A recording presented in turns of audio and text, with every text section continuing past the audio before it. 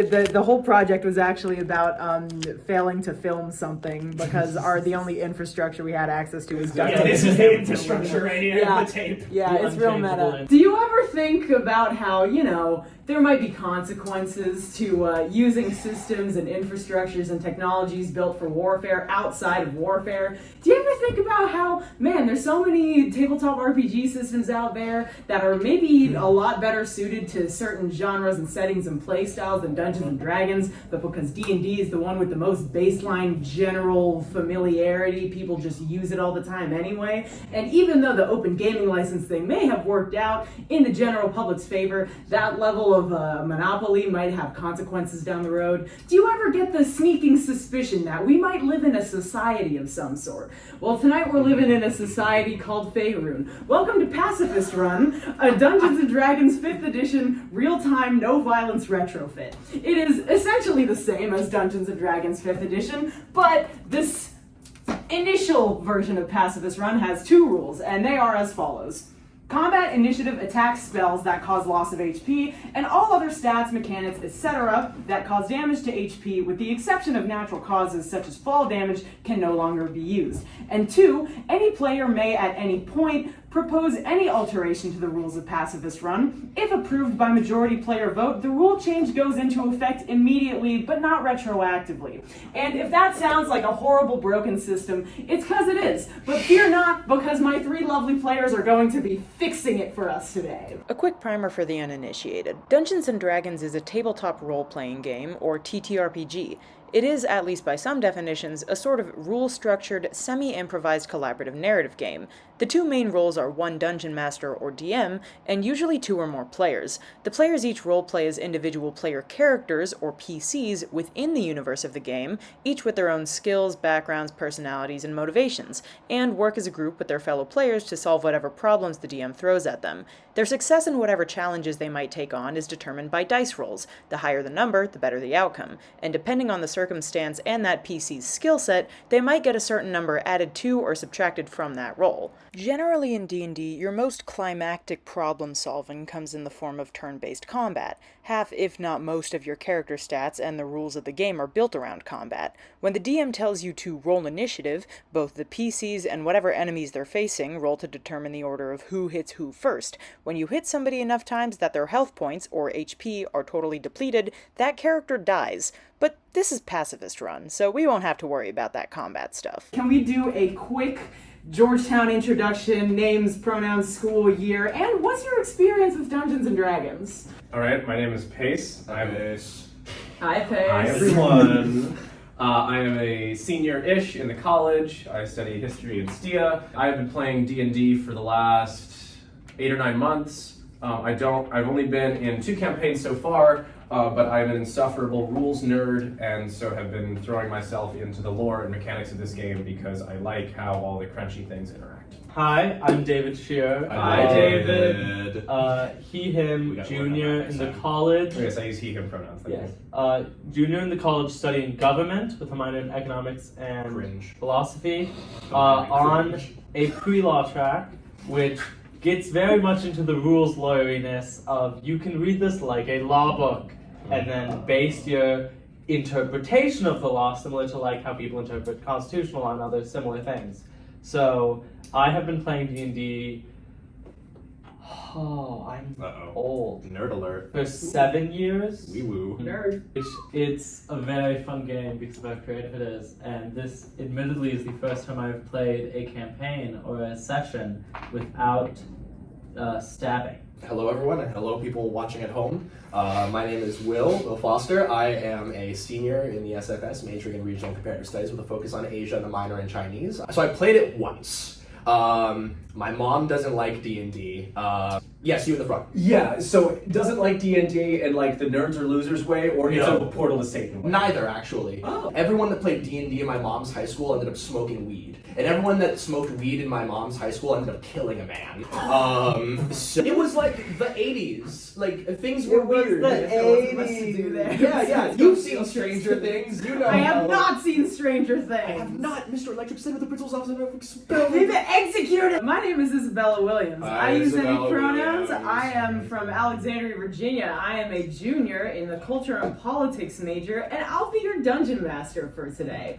Let's get started. Just to give you an additional bit of background context to show where all four of us are coming from in terms of role-playing games, Will, David, and I know each other from 3 semesters on Guerrilla Improv, while Pace is a regular over at Nomadic Theater and Mask and Bauble. Don't out yourself as a theater kid, but... Oh yeah, we wouldn't want any theater kids in here for our Dungeons and Dragons project. One thing with my initial party of moderately experienced rules lawyer friends is that even before we started rolling, they were very set on trying to hash out the details and clean up the rough edges of how the no violence rule actually worked.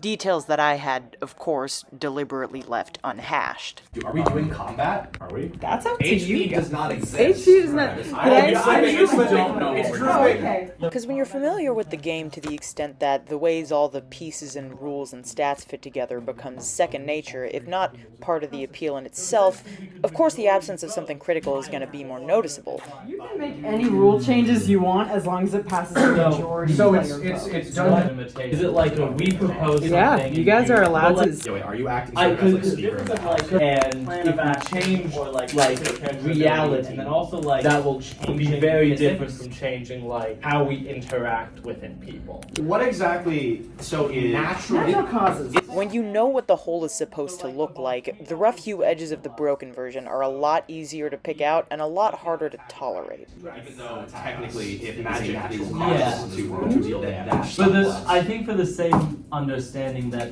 Yes, one yes, yes. problem That's is just not how we're interacting. Yeah, okay, we're just kind of. Oh wait, we can. Things still hurt you. Yeah. But wait a second. If Well, I'm thinking like disease exists, natural causes do exist. violence isn't going to be the focus of this. Violence. Are we in a post-violence world? I think like If we are in a post-violence world, my backstory makes less sense now.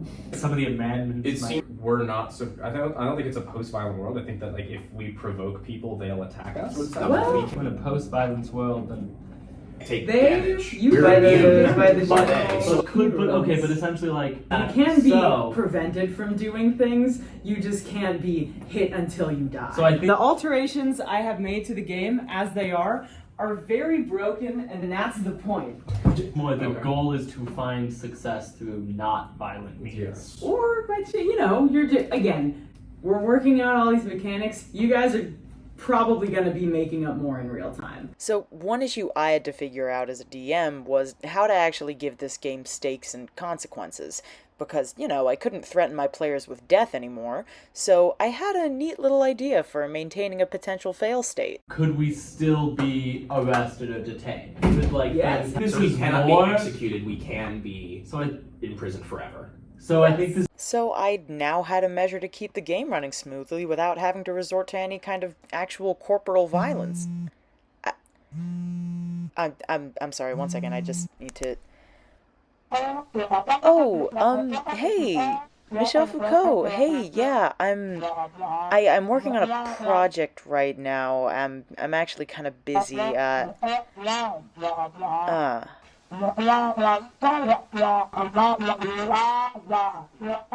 Oh, so incarceration is a form of violence? And there's no way to avoid such punitive measures being enacted on the body in some way? And by outsourcing punishment to black box bureaucracies and the prison system, I'm just further invisibilizing the violence, thus rendering an inherently corporally violent system an even more integral part of the society, made even more so by its obscurity?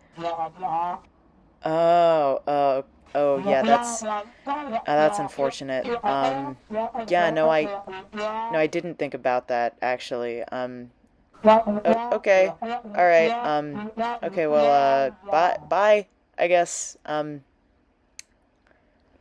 well, with all that out of the way, let's meet our characters. We enter in a standard tavern, You've seen as movies. you do. You've seen movies. Let's get a quick description of y'all's characters. Hello, everyone. My name is Icarus. I am Raphael Sapensia. My name is Virkom. Icarus is a lanky robot made of metal and wood with sort of clockwork automaton vibes. He wears a cloak with a hood to cover his head, and sometimes as he moves or talks, you see little wisps of magic that work his way under the sort of semi-transparent wooden skin. It's like Magic Pinocchio. Yeah. Oh yeah, Magic Pinocchio, the famously non-magic wooden boy. The famously real boy. He is a real boy! Alright, who else is in this tavern? I am generally soft-spoken, but hold a presence about me of just warmth and grace.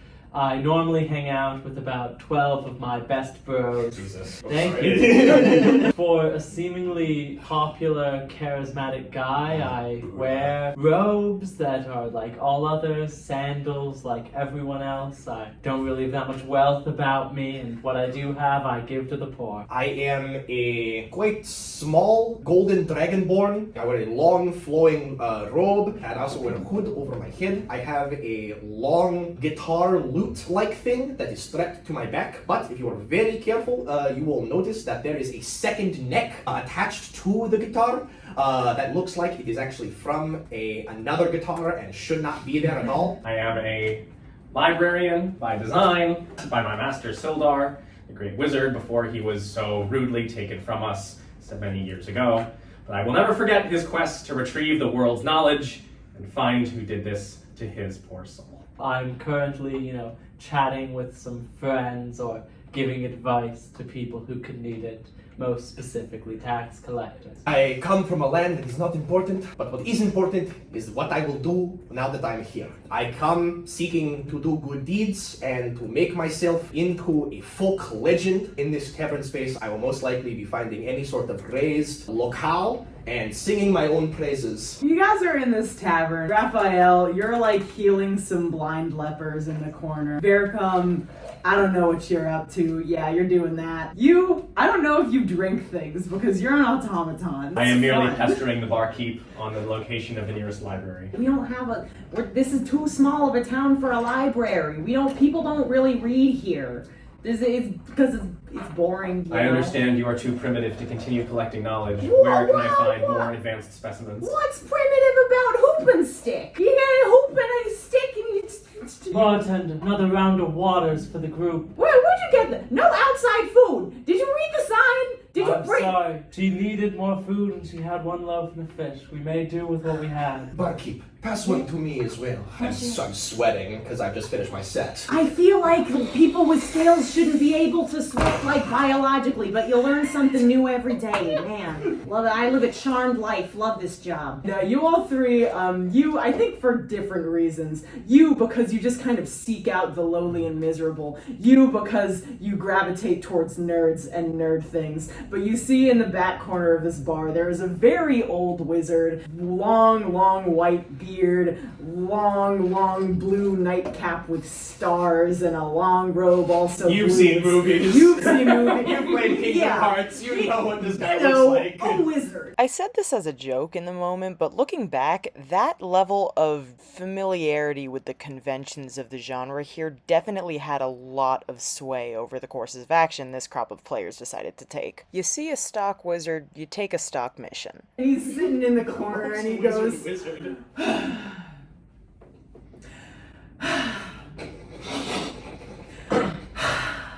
You seem to be a person with knowledge here. What is the cause of your melancholy? I have all the knowledge in the world, except for the one thing I truly desire. You see, I grew up here. I was here as a young wizard boy when my beard was only about 6 feet long and my nightcap was much shorter and had fewer stars on it. But when I was a I can boy, sympathize. no you can't, you're a robot. You'll never be a real boy. But when I grew up here as a young boy, and every day I would go to Grammy Apple's Bakery. She made the greatest apple pies known to the material plane. But then I grew up and I went off to Wizard College. And I came back and I found the place was abandoned, overrun by goblins. And now I have not even the recipe with which I can recreate the pie with all of my infinite knowledge of other non-pie related things. If only somebody could go to this bakery for some coin, possibly, and retrieve this recipe for me. Would you say that the apple pie is legendary? I would say so, yes! I believe it could be be described as such. I think that's a subjective term, but sure. In exchange for this recipe of apple pie, would you provide me with gold and/or access to the Royal Library? Gold? Yes, I have gold. I don't have that other thing. I'm not tenured yet. That will do. Adjunctification hits hard. If we go on this, and we of course will, honestly, free of charge. Whoa, free of Please charge. ask of you to share your knowledge with the masses. Of course, I have no reason to hide it. Well, then there's no reason for us not to set a foot on this journey. Oh, and to thank help you, sir. an elder who has helped build this community. It's true, I'm very old. I haven't done much for this community. I skipped off to Wizard College the second I could. You say you teach at Wizard College. I do teach at Wizard College. Can you add a lesson into in exchange for our a retrieval of the recipe? Oh yes, of course. Let me just pull out my syllabus, which I carry on me at all times. Oh yes, All well. the best. I just so happen to have a legendary figure that I believe could work his way into your curriculum. I teach microbiology, but sure. You teach microbiology? Yes. You could start teaching macroheroics. And then from my little satchel, I pull out my own book of me. You do understand that great man history is a flawed paradigm. Are you some kind of nerd or something? I was created by one like you. Seems a bit rich to talk that way. Well, rich is what we will be, and rich is what you will see when you open, boom, the book of me. I'll Have just you ever add thought this. that the world would see you as greater if you acted constantly out of good instead of acting to make yourself this illusion of great? The last man I know who acted good was executed in the town square. All right, the room you up That's is back all to my the brothers. bakery. It's back to the bakery. Thank you. You take it. I don't have much money to give you. There's probably stuff in there you can keep it. I just want the recipe. But again, I'd like to rifle through this guy's pockets with my mage hand. While he does that, I see he is distressed, and I will start washing his feet. You're so crusty. So it's a sleight of hand check, not but it's just a regular perception check. Well, Would it be my... No. What do the babies That is count great. as? Oh, Are the babies like a no. D1? Then that would They're be just you would be there a for perception check. I rolled an 18. okay, yeah, he is so old, his eyes are so clouded over, and he's just so distraught, and also somewhat confused by this man scrubbing the crust off his feet. He doesn't even notice. You're rifling around in his pockets. It's like a bunch of like crumpled up sheets of paper, very clearly attempts to recreate the apple pie that failed, and then were then dramatically crumpled up and thrown across the room. Some of them are tear stained. You also find some Werther's originals. I will take the Werther's original. I'm going to also use my own mage hand to slip in a quick little summary of the book of Virkam into his syllabus in like multiple places. Hate to be the rules lawyer. What's your class again? I'm a bard. You're a bard. Okay, so your mage hand is a luminous, visible, spectral Yeah, print. yeah, but he's really weirded out by David's feet rubbing right now. Does he notice? Give me a straight check. That would be a sleight of hand check, right? Mhm. Okay, so I add 6 to that. So that's a 24. 24! Fuck, You yeah. do that! You are now a microbiome. Quick plot synopsis. On their way through the forest to the bakery, Icarus revealed his telepathic owl familiar Bubo, and sending it up to do some recon, revealed our party's first obstacle. You're seeing bird's eye vision now. There is what looks to be like a big, louse. How big is big? It's like a car size. So we are fighting bug. a Ford F-150. Metal knows metal. This is a rust monster. Sort of closer to a Ford F-150 in the sense It's a that- literal Ford It's not a literal Ford. It's still shaped like a big bug, but So it's a it is- monster truck. It's a These are things that they seek out and they eat metal. Yes. See, I picked the rust monster because I thought it could present enough of a threat in that it could deplete any metal tools or resources that the party had on them, but wouldn't necessarily be out for blood. But as the party quickly realized, If it is made of metal and it wants to eat metal and you are metal, It sounds like we should go around We it should then. just go around it. I think that's. Yeah, can we like just walk like up the side? There's not a place you could walk up. So what you're saying is we cannot go around this. You can climb. It's climbable. Thanks to a successful athletics check, they were able to scale the rocky outcropping undetected. Now, in hindsight, I could have forced them to deal with this thing head on, but players with even my first team's moderate degree of familiarity with D&D would be able to spot the cardinal sin of bad dungeon mastering, something coincidentally thematically appropriately referred to as railroading. This is the term for when a DM pushes their players into a single path of action to the detriment of their freedom to act in what is supposed to feel like an open world, while denying them any way out but through in this situation might have driven them to the rulebooks and made for some interesting results. To put it in Star's terms of invisible infrastructure, you're not supposed to see the tracks. If you do, it means something's probably broken. You can see the face of what you assume to be this bakery. Now, for all they were trying to smooth out the game's raw hems towards the beginning, these players were also familiar enough with both the other written mechanics of the game, as well as playthrough genre conventions to still make a pretty clean in-and-out success, only proposing and passing 2 rule additions over the entire session. Can I send my familiar, whose name is Bubo, by the way? Bubo? Their strategy, even if not planned out extensively, if at all beforehand, was commonplace enough in dungeon heist genre conventions that they knew a distraction-extraction gambit had a pretty solid chance of success, especially since permadeath was no longer something I could throw at them. I mean, we can't be harmed by goblins unless the goblins can like teleport us like 100 feet in the air and then we fall. See, now that's the metagame here. The metagame is just who can push who off the cliff faster. Keep walking around. It was a simple setup. Raphael is diversion, God damn. Raphael, the thing. You see a big pair of yellow eyes looking at you. What do you want? Hello. What? I simply come wishing to talk, wishing to spread love and compassion. Yes. Icarus and his owl familiar scouting the place unseen, I'm gonna use my invisible mage hand to open the window of the office from the inside. As I open the window, I'm gonna like vault back over onto the ground and steal into the office. and Vercom supporting both Icarus' search efforts and Raphael's ruse. So that way, once I know that Raphael has captured their attention, I will swing around. Aren't they walking around this way? Yeah. I hug the wall. We'll roll a we can stealth learn check. from this. So that's an 18. God damn. Okay.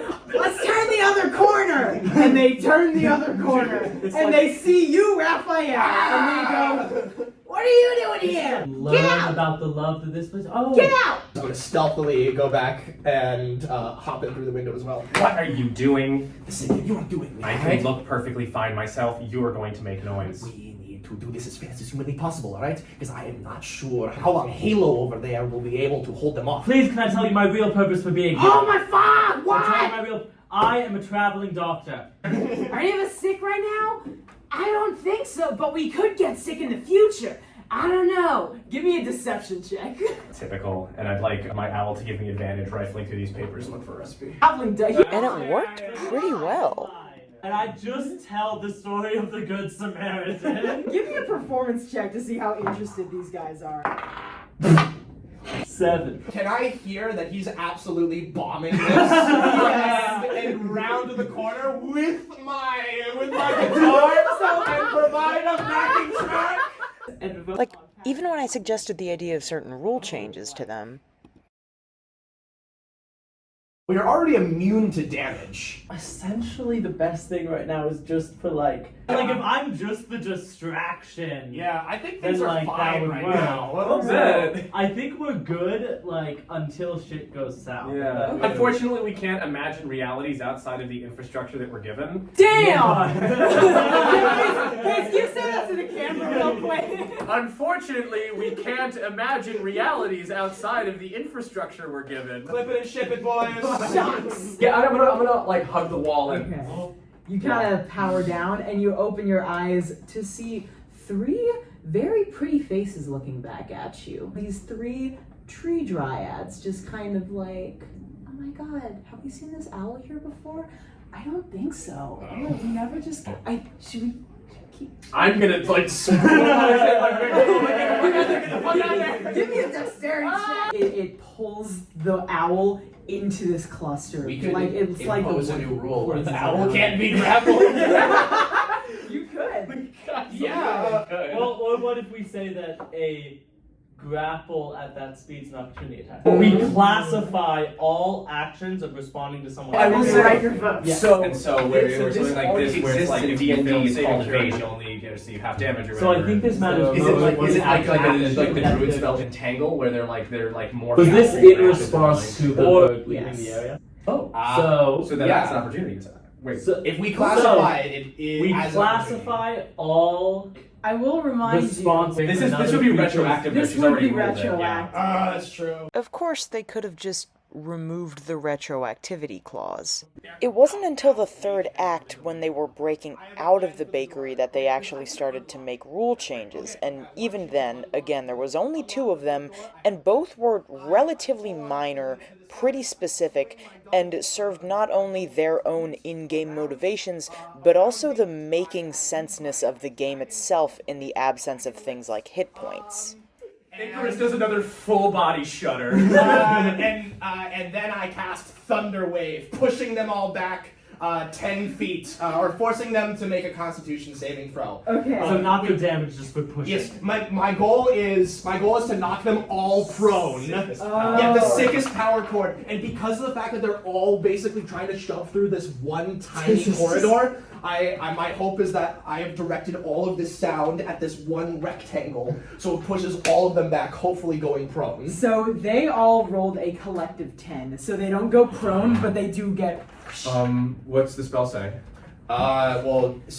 So normally they get pushed back 10 Oh, feet, yeah, what's that? and they take 2d8 worth of damage. However, because they can't take damage, I see. That's where you're I- getting prone from. like Okay. yeah, can I have them go prone instead of taking damage? Well, that It's like could knock be a them on their rule. asses. Like That could be a. Rule. Can I propose You guys a rule? can vote. all right, okay. If 9 goblins to Nine goblins walk into a bar. How about like with a spell where how much damage does it normally do? It's 2d8. 2d8. How much is like maybe instead of doing yes. damage? Okay. So your yeah, damage spell. spell does an A equivalent. leveled spell. Does an Yes. equivalent. Yes. physical like a effect reasonable on physical it. effect. Which Yes. like if you're already being Like pushed back, spells nice that for knock people knocking prone down as his an feet, earth or letting him fly away. Yeah. That sounds right. I don't have access. Failed save, a creature takes 1d6 and is knocked prone. That You is can a place- like 10-foot. Okay, and it normally does less damage, so that's balanced. Okay, there we go. My goal is to push them all back 10 feet on their ass. So like Thank you, instead of Governor damage, a leveled David. spell can have a physical A effect. proportional physical effect. Yeah. That is not damage. Especially if reasonability is based off of If whether it instead of exists damage, in a leveled symbol spell or can have a physical effect yeah. on enemies proportional. You guys gotta vote on it. All in Yeah. favor? Okay, Aye. okay, so these guys, they're all prone. Can you carry me? In 5e, carrying capacity is not affected by flying. Can I do an in the air like flip barrel roll that he jumps, grabs my arm? I literally do like a loop to loop and throw him that way. Acrobatics. 12. 12. Let's see how fall damage works. I don't have health. A proposition. Oh? He can take fall damage. He can make an acrobatics check to not like roll an ankle or something on the way. Yeah, down. can I make an acrobatic check to like do? Oh, this might be a rule. This could be a rule. Okay, so DC 18 is perfect. Landing. Yeah, 13. DC you 10, need you're to prone. take it. You So just like sort of two drop, hit and points. you need to take a second before you keep running. Movement halted. What if we say you lose? Yeah, sure. Yeah, and then As opposed DC to like 5, 15, getting up yeah. from prone. End turn, like you're fully on the floor. You're prone, and that's your pretty speed harsh. is What if we do? half. What if it's just And you're you have no prone speed for the rest and of you the have no session. speed? You're stuck there That's until what DC next turn. 10. Well, Yeah, it's 5. Yeah, So oh, when it's- you're Oh yeah, back. 5. Right, exactly. Well, how? Oh, yeah. Yeah. Are you so prone DC and 5, you're prone, movement and is yes, Go and 5 that's hours. harsh. Yeah. Zero for Except the for turn. 10, you're just That's prone. like you. That's like you're like have the wind knocked out of you. You need 6 Okay, full that's fine. seconds. And that's a lower is you. And actually then break critical the fit, and then like half into these. one. Yeah. Yeah, it's One critical one failure, not Yeah, like one you break something. Oh yeah, fair enough. Are we all going to vote on this? Yeah. Yes. Yeah. Yeah. Oh, this is pacifist. If I just shoot one with a crossbow, will they let him go? I mean, Let's see what happens. I You have guys 3 more feel first what level spell happens. slots. Okay. I can push them prone in the opposite direction. Okay, who's ever on him, I'm just like, God does not want you to do that, and I put them to sleep. I'm gonna take another double dash action and be like over here. Then I can just actually fly, so I'll do that. You guys hightail it away from this thing. You make it back to town, and the old wizard goes, thank you very much for bringing me the thing. Okay, get out of here. I can't pay you anything. And then it fades to black. Well, thank you for playing Pacifist Run. That was fun. That was really fun. Fortunately, even though some of our players were on something of a tight schedule, I was able to keep them a couple minutes to talk about the game and the extreme restraint they showed with the virtually limitless power I gave them. From a DM perspective, I know, I imagine you guys can tell I was floundering a little bit as what to do. No, you were improvising, which is all I was Dungeons and improvising. Dragons. Yeah, exactly. But no, I mean, in terms of like, I can't have them attack them. It's like, Yeah, okay, well, the goblins crowd Yeah. around you. There's obviously like a difficulty of changing the rules. Yeah. Which Right. like we're all dealing with that. know. I do think it's very interesting how like I like the pacifism aspect of like we couldn't, because like I've been in situations where like if I was with a party we'd be like, well, let's roll initiative and kill the goblin, steal the thing. Right. Yeah, we can't do that. Yeah. We were forced to be creative to the point of like I was a distraction for a lot of it. Y'all both had to sneak around the entire building and do like crazy interactions. So I think that was like a really fun benefit of doing a pacifist run. I think there is the potential for this kind of system to be like heavily exploited to the point where there's like a DM and another DM. Exactly. I was one of the things I was thinking. Like, here's a possibility: is you guys oust me as DM. Like you could have, We you could literally have could have voted done out that. the opposite yeah, DM. one thing Like one of the things I was proposing is like, oh yeah, we can phase through walls because screw it. Exactly. Like you guys didn't really go as buck wild with the rules as you could have. No. I think part of the rules changing is that like part of where creativity comes from is restraint. Yeah. Yeah. So I No, think exactly. There's what no we fun. like It's- essentially what both of these were aren't new rules but clarifications. Yeah. Which I think having the group clarify stuff so we can all work towards a better story is good. Right. Whereas I don't like personally I don't like if there's ever going to be a future situation like this, I don't think players should be allowed to say, oh, physics doesn't apply. I don't think that Right, we should be allowed to vote on ultimate things. If we Like, that's what really you- See, wanted I to. would have let you guys do that. Right. Yeah, I will say, I think one of the point that David made before, I think it's interesting about how Bella, you floundering as a DM, I think is very illustrative of how this system works, because this situation is one that is very much built for a model of role-playing game where combat can happen, because the consequences for us pissing off the goblins can only get so high. Yeah. They can only push us around and move us toward a jail cell so much that that's only so threatening. One of them did draw a spear on me. Right, Yeah. right. I mean, multiple did. Yeah, multiple did. But that you were constrained as a DM, even when we tried to get rid of the combat infrastructure, the setting of goblins have something that we want, even like that sort of fantasy trope sort of still restricts you in what you can do insofar as the goblins' reactions. And I think that one of the ways that you could feel more free about that is if it just has to be a completely different setting. Yeah. And so drawing from pieces of fiction where the consequences for non-violent failure are higher. I'm thinking Masquerade Ball. Exactly. That was part of the reason why I picked just a random free one-shot online, because it's this is what you would normally be playing with D&D. Right. I don't want to be fixing it that much for you guys. What I would be interested in seeing is if there were 3 people that have never played D&D before, because we are all somewhat familiar with the rules, and therefore we come in with the expectation of we know how this game works and we know how to have fun in this game. So We also basically re-implemented initiative. Yeah, exactly. We did. Yo, I literally was like, wait, so I go after him in this turn situation? Yeah, That exactly. is- Yeah, so we did that on instinct because this is the infrastructure that we have been given and we know of. To throw 3 babies into this, We 3 did babies throw 3 that babies don't. into Well, it. okay, three Noobs. 3 new new people players. into it. 3 new people into it.